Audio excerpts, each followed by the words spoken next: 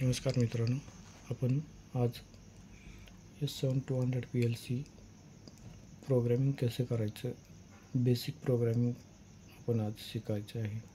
त्यासाठी तुम्हाला माझ्या स्क्रीनवरती S7200 PLCचं हा शॉर्टकट आहे तो ओपन करतो. डबल क्लिक केला की आज आपण एक S7200 PLC ओपन होतो.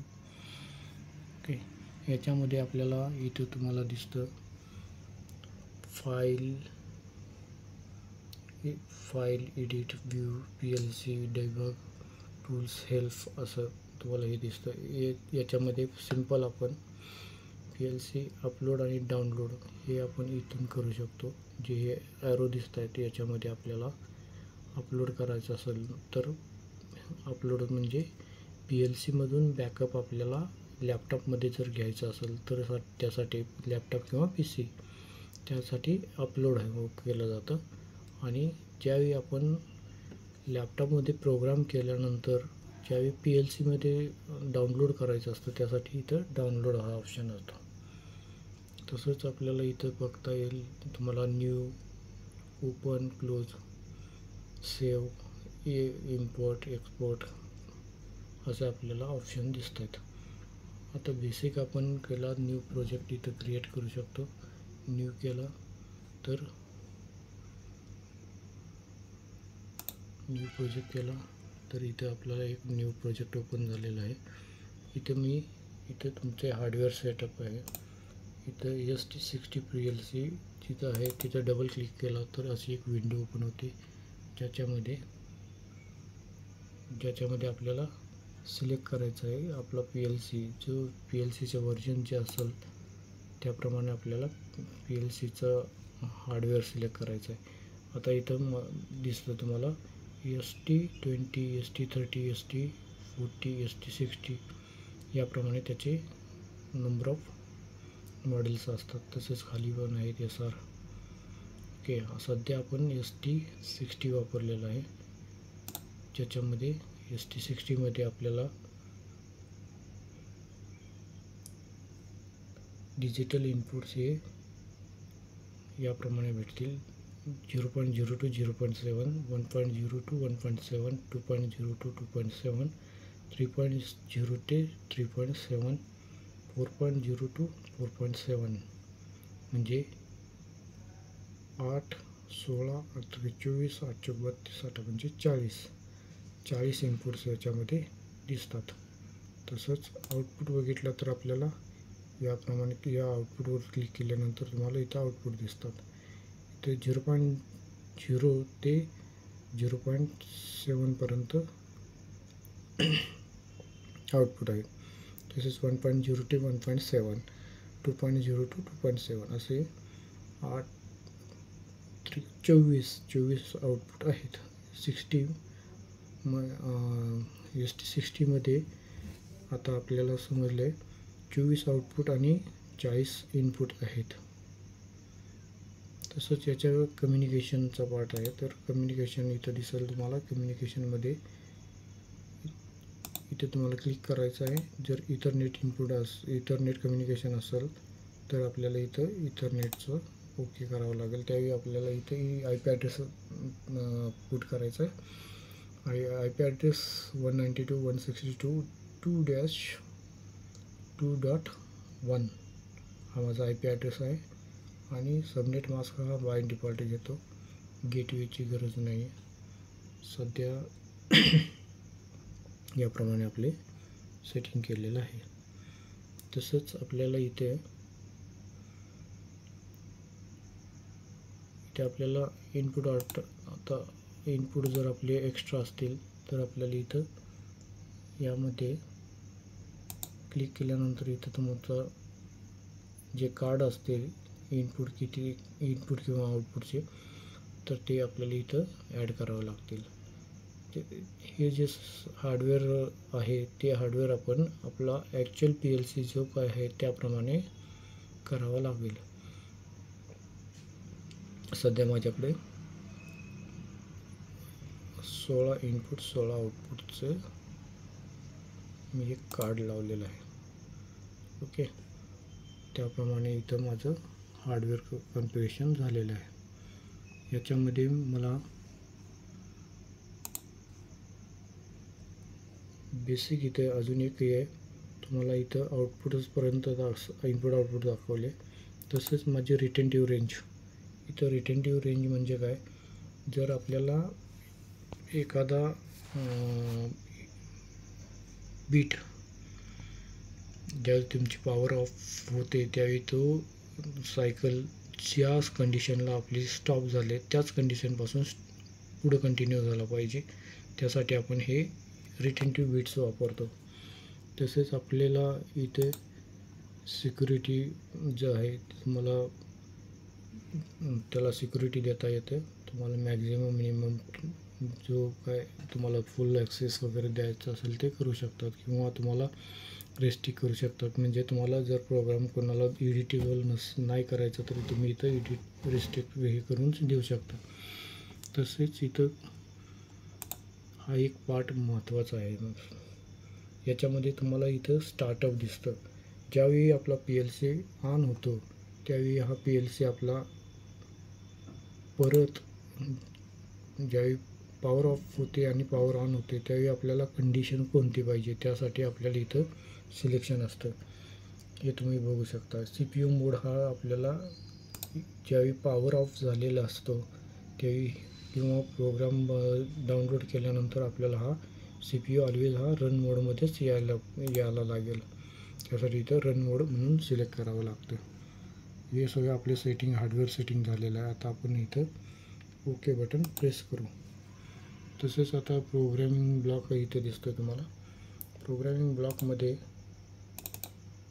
आपल्याला इथं मेन आहे. या मेनमध्ये आपण इथे दिसतं तुम्हाला, मेनमध्ये आपण आलेलं आहे. मेनमध्ये तुम्हाला प्रोग्रॅमिंग कसं करावं लागतं त्याच्यासाठी आपण बेसिक ते सिम्बॉल टेबल आहेत. या सिम्बॉल टेबलमध्ये तुम्ही IO इनपुट आउटपुट जे आहेत तुमचे त्याप्रमाणे तुम्ही इथं इनपुट आउटपुट तुम्ही फिल करू शकता.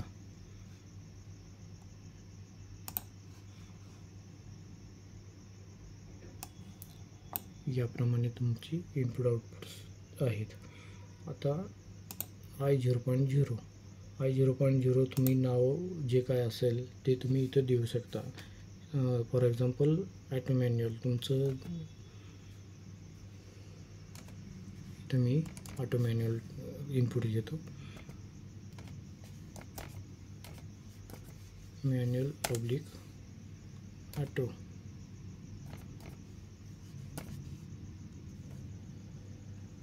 इथं माझं इनपुटचं नाव लिहिलेलं आहे. तसंच माझं सायकल स्टार्ट,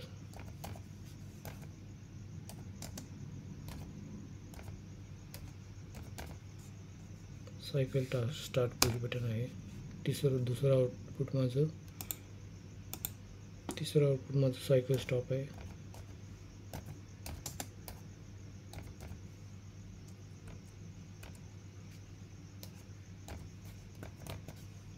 याप्रमाणे आपण इथं इनपुट आउटपुटचे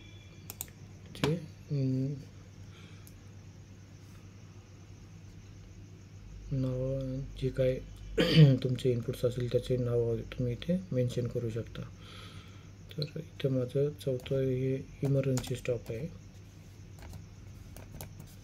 तर माझे याप्रमाणे मी 4 इनपुट मी इथं लिहिलेले आहेत. ठीक आहे. माझं इथं तुम्हाला दिसेल automatic emergency, cycle start, cycle stop याप्रमाणे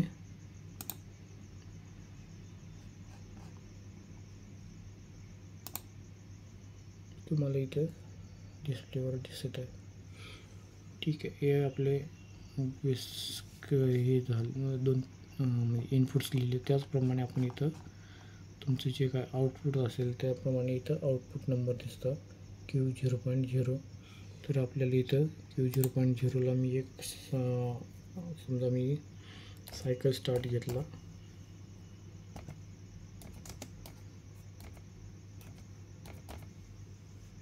सायकल स्टार्टचा लॅम्प आहे माझा.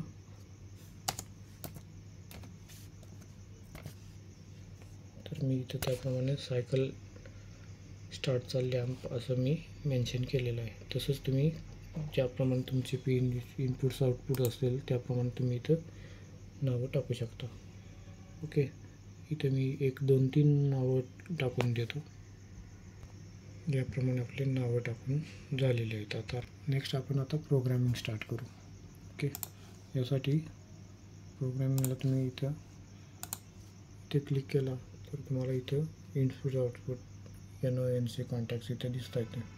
NO contact, NC contact, coil हे सगळे इथे दिसत आहेत. ओके, याच्याप्रमाणे तुम्ही सिम्पली याच्यामध्ये डबल क्लिक केला तर तुम्हाला इथंही तुम्हाला सगळं ओपन होतं.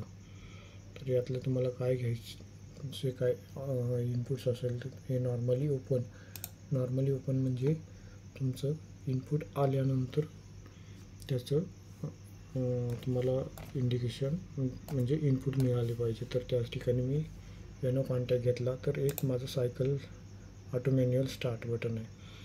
ऑटो मॅन्युअल माझा ऑटोमध्ये असेल तर माझी पुश बटन मी प्रेस केला, समजा मी सायकल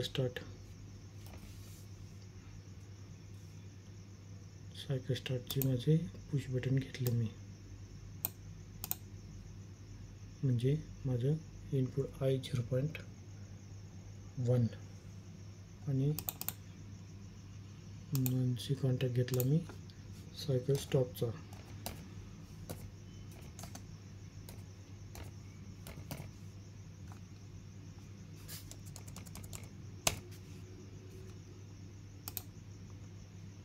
ओके, ज्याप्रमाणे मी इथं इनपुट्स घेतले त्याप्रमाणे मला इथं खाली नाव आणि त्याचा ॲड्रेस दिसतोय.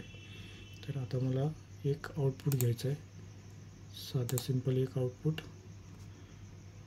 Q0.0. ओके, हा असं आपण एक बेसिक एक रंग बनवलेले आहे. याला रंग असं म्हणतात. त्याच्यामध्ये आपल्याला पॅरलली काय करायचं आहे, आपल्याला इथं तुम्हाला सिम्बॉल दिसतोय, हे क्लिक केला तर तुम्हाला इथं खाली असं ब्रँच तयार होते. या ब्रँचमध्ये तुम्हाला NO कॉन्टॅक्ट घेऊन तुमचं जे सायकल स्टार्टचं लॅम्प आहे आउटपुट तेच तुम्ही इथं होल्ड ऑनसाठी घेऊ शकता.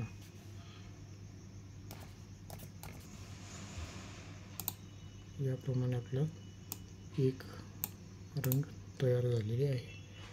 ज्यावेळी माझं आउटपुट चालू असतं त्यावेळी मी cycle start push button press केलं तर माझी ही कॉईल ऑपरेट होईल आणि या कॉईल ऑपरेट झाल्यानंतर हीच कॉईल आपण इथं होल्डिंगला घेतलेली आहे. त्यामुळे ते एकदा पुश बटन दाबलं की आपलं एकदा हे इनपुट आले की आपलं सायकल स्टार्टचं लॅम्प लागून जाईल. नंतर आपल्याला त्याला स्टॉप करायसाठी हे बटन प्रेस करावं लागेल. हे आपलं बेसिक प्रोग्रामिंग झालेलं आहे. आता हे प्रोग्राम रेडी झाल्यानंतर इथे तुम्हाला डाउनलोड हा ऑप्शन दिसतोय. हा डाउनलोड आपण PLCला कनेक्ट केल्यानंतर हा प्रेस केल्यानंतर आपल्याला असं एक विंडो ओपन होते. या विंडोमध्ये आपल्याला CPU ज्यावेळी आपण कनेक्ट करतो त्यावेळी CPU फाउंड असा ऑप्शन आपण हे करू शकतो. त्यावेळी ते CPU सर्च करतो आणि सर्च केल्यानंतर आपल्याला इकडे ओके म्हणून डाउनलोड करावं लागतं. हे आहेत आपले बेसिक PLC प्रोग्रामिंग आता आपण बघितलेलं आहे. ओके, याप्रमाणे आपण अपलोड प्रोग्राम कसा करायचा, डाउनलोड कसा करायचा आणि बेसिक एक प्रोग्राम कसं करायचं हे आपण इथं शिकलेलो आहोत मित्रांनो. याप्रमाणे आपण प्रोग्रामिंग करू शकतो. थँक्यू.